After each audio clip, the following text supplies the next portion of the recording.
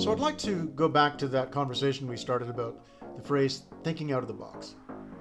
No one's really sure who first created this phrase, but management consultant John Adair claims to have popularized it starting in 1969, and it was in reference to this famous 9-dot puzzle.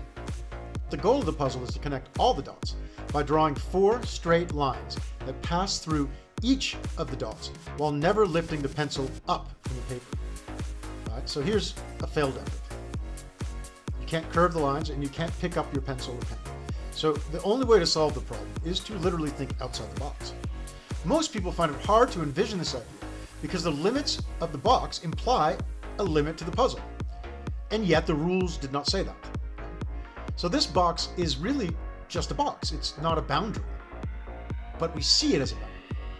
So the idea, of course, is that in attacking real-world problems, we have some kind of similar perception that boxes have defined our thinking. Then we have to think outside of them in order to create a new solution. This idea of thinking out of the box has some merit when you're talking about a company or a group of people who have a regular way of thinking. We've just talked about how human beings are possibly more talented at judging than they are at creating. Have you ever tried to think out of the box? Think back to some time when someone actually told you to do that. How did it go? I've asked dozens and dozens and dozens of people in my work, and I have yet to find anybody that say, oh yeah, I was able to think out of the box immediately. There is no out of the box to think into.